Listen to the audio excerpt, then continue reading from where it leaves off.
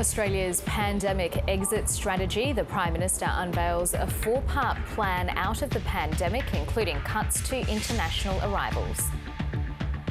Simply reducing the caps doesn't necessarily provide a fail-safe, but because of the particular virulency of the Delta strain, it is believed that that is a prudent action.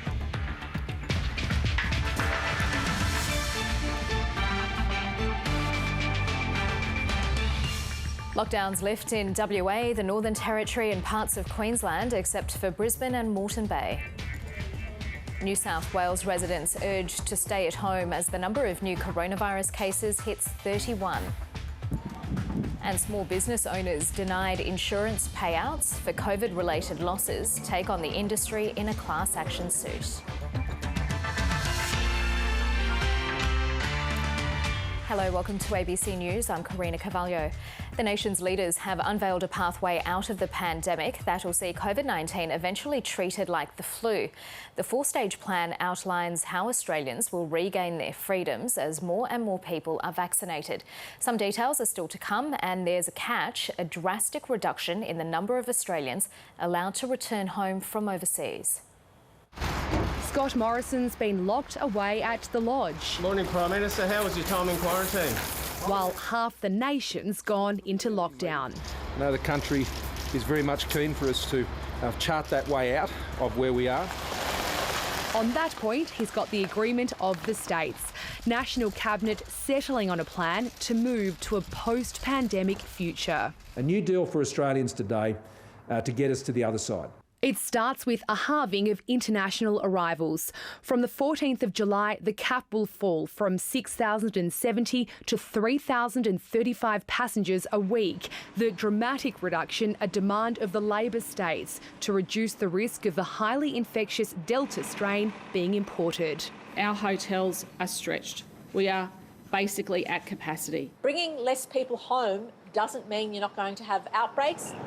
There'll be more Commonwealth-chartered repatriation flights to help bring at least some of the 34,000 stranded Australians home. That is a prudent action while we remain in the suppression phase of the virus. That's what National Cabinet's now calling the phase we're in. As well as reducing arrivals, some states will soon start trialling home quarantine for vaccinated returning travellers. And they've agreed lockdowns should only be used as a last resort. The next phase to be triggered once Australia reaches a yet-to-be-determined vaccine threshold. This will be a scientific number. Won't be a political number, won't be an arbitrary number. Once we reach it, lockdowns would only be used in extreme circumstances.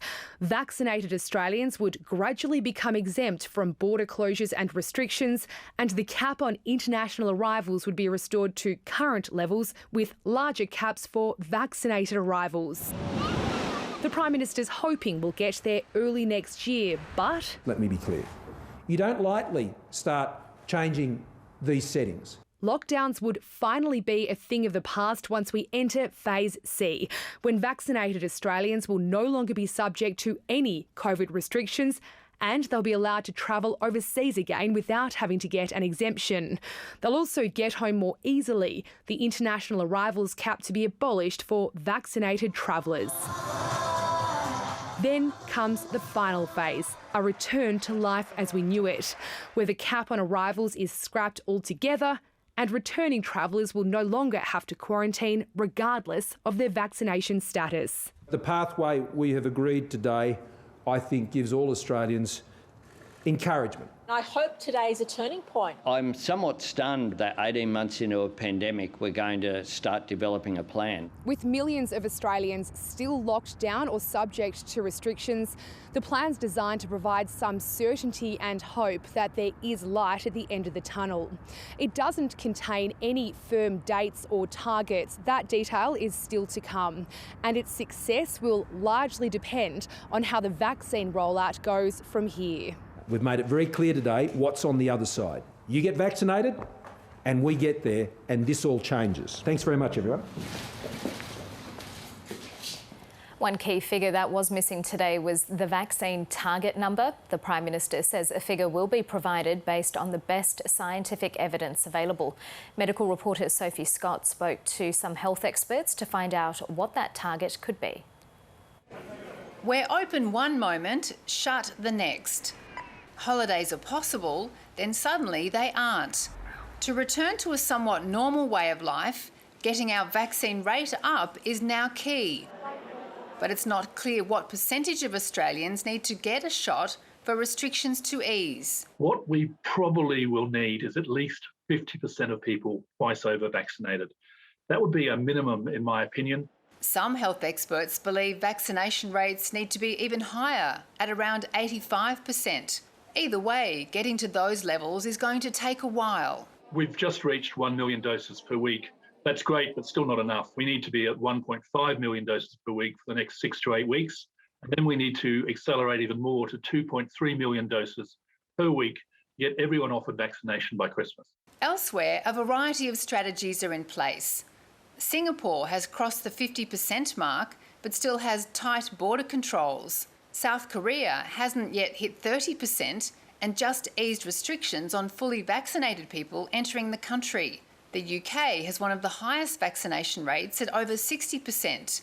Brits are now allowed to travel freely to low-risk countries. And the US is also more than halfway, but its land borders with Canada and Mexico remain closed. The timeframes are very uncertain, and I think for many Australians, getting to stage 4, looking like it's going to be at the end of next year or possibly beyond, is going to be very hard for them to tolerate.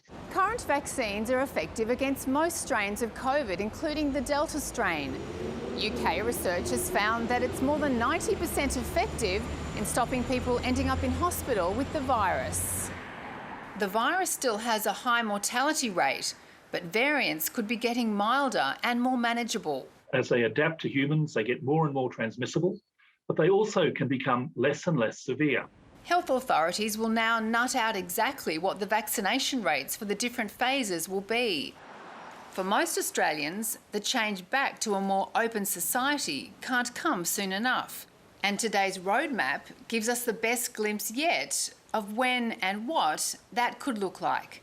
Sophie Scott, ABC News. A quick look at the COVID-19 situation across the country. Queensland has extended the Brisbane and Moreton Bay lockdown by 1 day after the state reported 4 new cases today. 2 were a mother and daughter who had been out and about in the community extensively. Western Australia reported 1 new infection, someone who had been in quarantine. The state is going ahead in lifting its Perth and Peel lockdowns just after midnight. In New South Wales, 31 new cases were reported. Most could be linked back to known sources. 15 of the infections were people who were moving around the community when they were infectious. In South Australia, 1 new case was reported, the baby of the infected minor. The Northern Territory had no new infections today and is out of lockdown, including Alice Springs. Victoria reported no new local cases and 3 overseas acquired infections in hotel quarantine. Both Tasmania and the ACT are continuing their run of no new cases. Those 2 cases in Brisbane, the mother and daughter, can't be linked to any of the known exposure sites at this stage as health authorities piece together 6 separate outbreaks. It's meant the lockdown in Brisbane and Moreton Bay council areas has been extended by another 24 hours. Erica Eberson and Casey Alderwood were supposed to tie the knot this week north of Brisbane, but the lockdown saw their wedding rescheduled. We're really hoping that it doesn't get extended into Sunday as well, but if it does, we're going to elope and then just have a big party once restrictions are down. The hospitality industry is also feeling the bitter disappointment of another 24 hours in lockdown. It's just devastating. We've got people who live week to week and we've got almost 500 employees, and to have them, I've just got to ring them on it. They've got to stay in touch with us on an hourly basis. But for Ipswich and pizzeria owner Dale Fechner, it's open for business. No, I was hopeful. I'm always trying to be hopeful about the lockdowns, but no, it was good. The timetable to reopen the entire state had been upended by 3 new cases of community transmission. It is absolutely vital that we get on top of this today, everyone, so I'm just asking for that extra 24 hours. One is the partner of the Qatar Airways check-in worker revealed yesterday. He's a baggage handler who likely caught it from international cabin crew and passed it to her. His movements are still being assessed, but more concerning are the positive tests by a mother and daughter from Carindale and their travel across the city while unknowingly infectious. From a supermarket at West End on Sunday to the Queen Street Mall on Tuesday, and both Monday and Tuesday at the Greek Orthodox Community Centre, where one is an administration employee. At this stage, I don't have any information on how they're linked to any other cases, so we'll work that through today. Those two outbreaks add to 4 others, including the Portuguese restaurant cluster, which has left a man in intensive care. Thankfully, this person, I believe he's 69-year-old male, is not on a ventilator at this point, but he is in ICU. And late today, a 4th community case, a Sunshine Coast man in his 50s, but authorities are not locking the region back down. In Townsville, it means the show can go on. It's about traditional, 139 years. How can you not have the Townsville show? Matt Wordsworth, ABC News. Greater Sydney's lockdown has almost reached the halfway point, but health officials say it's too early to tell if it will be extended. Another 31 infections have been reported, the highest number since the rules came into place. There were 4 mystery cases today compared to 7 yesterday. Almost half of the most recent group to test positive were out and about while they were infectious. Authorities are hoping those figures come down early next week when the impact of restrictions catches up with the data. One bright spot, the state smashed its previous testing record with more than 73,000 swabs taken yesterday. But police say too many people are still doing the wrong thing. A critical stage in the state's fight against COVID, and this is what police don't want to see. Stop resisting. You're under arrest. It was a day of records. 75 people were fined for breaking the rules. A dozen are now facing court, including this 63-year-old man charged with assaulting a police officer in the Southern Highlands. It is not on. People need to comply with the public health orders. There are 31 new cases, almost half were infectious in the community. In total, more than 200 people have tested positive since mid-June. 3 are in intensive care.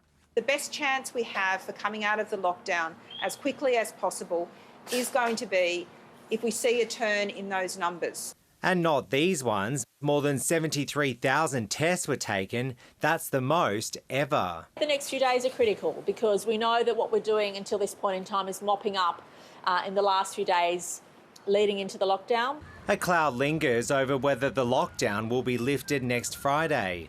A clearer picture is likely to emerge early next week. We really want to see over the next few days, over the weekend, this pattern emerging where fewer and fewer cases are outside of quarantine in their infectious period. Our health system remains on high alert, with 5 nurses or aged care workers now positive. 3 hospitals and a nursing home are affected. Almost 400 patients and staff are isolating. If you are a worker doing an essential job, that you do not turn up if you have the mildest of symptoms. Because of the lockdown, the exposure sites are really shifting.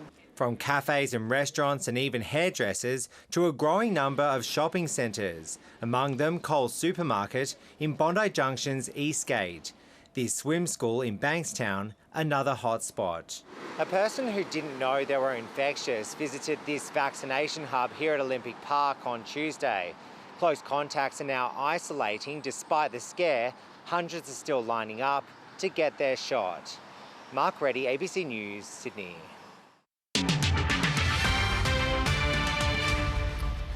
Lack of action on climate change policy and the return of Barnaby Joyce to the leadership of the National Party has deepened a rift between the Federal Party and the Victorian branch. The Victorian Nationals have tried unsuccessfully to separate from their federal colleagues. Back to the future. With the new team sworn in. Senator, the Honourable Bridget McKenzie as Minister for Emergency Management. The spoils of Barnaby Joyce's victory have returned the Victorian Senator to the ministry, less than 18 months after she was forced out by the sports-wrought scandal. I will well and truly serve the people of Australia. But Barnaby Joyce's return to the leadership has Victorian Nationals worried. especially on climate policy. We believe that the vast majority of Victorian voters, the vast majority of our constituents as rural people, want to see more done around climate change. So incensed with the coup on Michael McCormick's leadership, Victorian leader Peter Walsh tried unsuccessfully to disaffiliate the state branch from the federal party. Victorian MPs are worried that Mr Joyce's political style and resistance to climate action damages the party, particularly in Victoria. The heatwave in the Northern Hemisphere, an ominous warning. If we were to have similar conditions replicated here, we will have farmers who lose crops, we will have infrastructure that fails, and the health of our communities will be put at risk. Some party members have resigned in disgust at Veterans Affairs Minister Darren Chester's sacking and Mr Joyce's historical behaviour. A bit of clear air is all the Victorian Nats can hope for. Richard Willingham, ABC News, Melbourne. Another MP has joined the chorus calling on Tasmania's Labor leader David O'Byrne to resign. Independent Christy Johnston says Mr O'Byrne should leave Parliament altogether after apologising for sexually harassing a staff member more than a decade ago. This was 2 weeks ago. Today, another voice saying, I call on him to resign. His position is untenable. Christy Johnston is close to the woman who accused David O'Byrne of sexually harassing her when she worked for him more than a decade ago.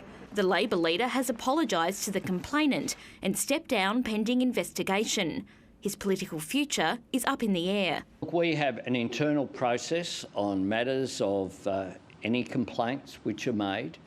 Part of that internal process is respecting confidentiality. The federal Labor leader commenting for the first time on the complaint about Mr O'Byrne, who was backed by federal MPs when running for the leadership. He was backed too by Ella Haddad, who is also close with the complainant and knew of the allegations about a decade ago. Speaking on the complaint publicly for the first time, she said, David has done the right thing to stand aside. Both parties deserve due process and have the right to be heard. There's been an allegation made. Mr O'Byrne has admitted the conduct and now action needs to be taken. Labor is in chaos. They are chaotic in terms of the way that they've been approaching the management of their role as an opposition and in terms of the way that they're managing them themselves. Sources within the Labor Party say it's likely Mr O'Byrne's future will be decided by Monday. It said some unions are telling him to hold firm. Even the Liberal Premier is calling on the opposition to get its act together. A functioning opposition is needed in a functioning Westminster democracy. And I think if you look at what's occurred since we've returned to the Parliament in the last couple of weeks, it would be difficult to describe Labor as being a functioning opposition. Leader at the start of the week, but sidelined by the end. Emily Baker, ABC News. The former head of South Australia's State Opera has been handed a 14-year prison sentence for grooming and abusing 2 girls. A district court judge says Timothy Sexton is still yet to accept the jury's verdict and has shown no remorse for his crimes. From the heights of the art world to the cells of a South Australian prison, Timothy Sexton was found guilty in February of maintaining an unlawful sexual relationship with 2 teenage girls between 1989 and 1992 while working as a music teacher. And today, the District Court sentenced him to 14 years behind bars. Judge Geraldine Davison told the court she believes Sexton isn't at risk of reoffending, but he hasn't accepted any guilt. You are not remorseful for it, and you therefore have no insight in relation to the impact of your behaviour on others. Teachers must understand the boundaries and comply with the boundaries, no matter how the children behave. The composer was the artistic director and chief executive of State Opera from 2011 until his arrest in 2017. One of Sexton's victims appeared jubilant as his prison sentence was read out to the court after Judge Davison described the significant impact the offences had on the women's lives. In a victim impact statement, the first woman described feeling extreme shame. She came to the realisation that she was young and vulnerable and had been targeted. She was overwhelmed with feelings of shame, disgust, self-loathing and confusion. The court heard the second victim now viewed her crush on Sexton as a 13-year-old as innocent and kind of pathetic. It would have come to nothing if you had acted as a teacher should. Rather, you groomed and seduced her, all while convincing her that she was the one doing the seducing. Sexton will be eligible for parole after 8 years. Mahalia Carter, ABC News, Adelaide. South Korea has become the latest country to introduce age restrictions on the AstraZeneca vaccine after the death of a man in his 30s. It's the second case of blood clots in the country, with a second man also in his 30s in a stable condition. The vaccine's age restriction will now increase from the previous cutoff of 30 to 50 years old. South Korea's health body says anyone younger than 50 who had already received their first AstraZeneca dose will receive Pfizer as their second. About 1.6 million people are expected to be vaccinated under the mix and match schedule. The World Health Organization has blamed the Euro 2020 tournament for a surge in COVID-19 cases in Europe, warning a new wave of infections was inevitable. Football fans have flocked to bars, stadiums and match zones in host cities. Germany's Interior Minister slammed the European football governing body UEFA as utterly irresponsible. 2,000 new cases in Scotland have been linked to fans who travelled to London a fortnight ago. Infections across Europe have jumped by 10% in a week. End-of-school celebrations have been linked to a new outbreak in Spain, causing more than 1,000 cases across multiple regions.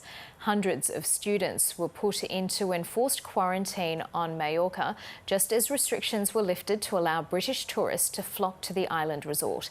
Lily Mayers reports from Spain. Liberated and leaving an island holiday that wasn't the party they were expecting. These teenagers were among a group of 262 students forcibly held in hotel quarantine earlier this week by police trying to contain a COVID outbreak in Mallorca. Local authorities say the students were either COVID positive or considered close contacts of positive cases. 18-year-old Diego says it's been an exhausting ordeal. We have always tested negative and they did not allow us to leave. We couldn't understand that. We've been in the hotel for 4 days. Both our antigen and PCR tests were negative. After days of protesting what they called a kidnapping, 181 of the students who've tested negative have been ordered by a Spanish judge to be released. For their parents, it's the end of a shocking week. I am satisfied. I'm not happy because it's not a happy situation. I'm just satisfied. A chartered ferry shipped the students back to mainland Spain without contact with the public. Students remain in Mallorca's hotel quarantine, having tested positive to COVID. Their infections have now been linked to more than 1,000 new cases across Spain. It's bumped the country's daily infections back up after 3 months of declines. And it's put Spain's holiday destinations on notice to expect another summer of COVID complications. Lily Mayers, ABC News, Madrid. Officials are considering demolishing a partially collapsed apartment building in Miami as hopes fade of finding more survivors in the rubble. Concerns about the stability of the remaining structure caused rescue efforts to be halted temporarily. President Joe Biden travelled to Florida to meet first responders and offer comfort to families of the victims. To watch them and they're praying and pleading that, God, let there be a miracle. Let there be something happen for me that's good. Because I have, like many of you do, some idea what it's like to suffer that kind of loss. He says it's essential to find out what caused the 12-storey building to collapse a week ago. 18 bodies have been recovered, but 145 people remain missing. Around 1,000 residents have been evacuated from homes and some are missing after a wildfire broke out in a British Columbia town. Record extreme temperatures of nearly 50 degrees sparked the blaze that destroyed most homes and businesses in the small town of Lytton. A heat wave is raging across the northwest of the United States and Western Canada. Prosecutors in the US have lodged criminal charges against Donald Trump's billion-dollar family business, and his chief financial officer has been indicted on charges of tax fraud going back 15 years. The Trump Organization's defense team says the ongoing investigation in New York is political. Returning home, small business owners who've been denied payouts for losses during the pandemic are taking legal action against their insurers. Hundreds of them have banded together in the first round of class actions against industry giants QBE and Lloyd's. If they're successful, the industry could face claims from 250,000 companies. Boyan and Yana's beauty business has been devastated by Melbourne's 4 lockdowns. It's very hard, and when it happens, I say, okay, we paid insurance, we will good, but not, and I feel very sad. The couple's insurance covers them for interruption to trade, but so far their insurer, QBE, has refused to pay out for COVID losses. The rent kept coming in and everything kept coming in, so my whole salary that I was working with was pretty much going on all the expenses to cover the business. The Rostovskis are among 150 small business owners who've now joined a class action against the industry giant.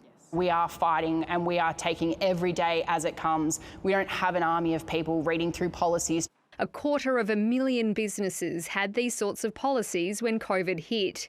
The insurance industry says they were never meant to cover a pandemic, and it's been lodging legal cases to prove that, one of which it's already lost. Many of these businesses will struggle to exist in 6 or 12 months' time, and I think it's quite shameful that insurers should be delaying.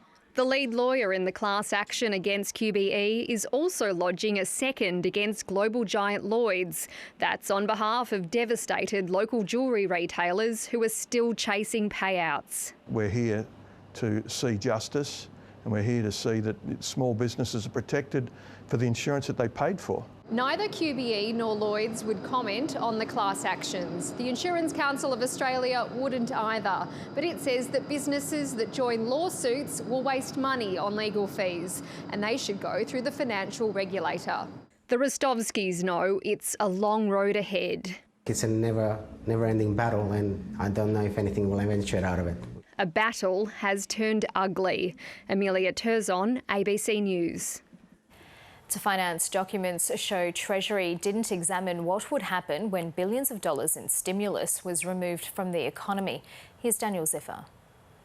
Everyone remembers wage subsidy JobKeeper, but there was another economy-saving element in our pandemic response. The coronavirus supplement was paid to 2.2 million welfare recipients. At $550 a fortnight, the supplement doubled the amount paid to the unemployed, wrenched many people out of poverty and kept shops buzzing.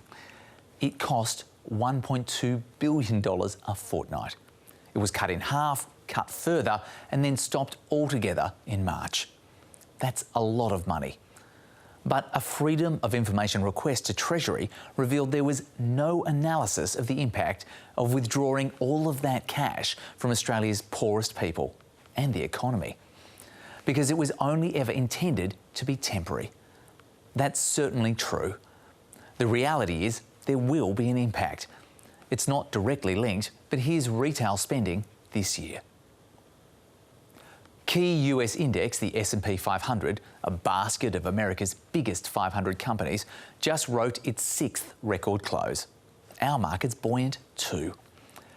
According to ANZ, the monthly value of lending in May was the highest in 6 years and the 7th biggest in 20 years, boosting the banks.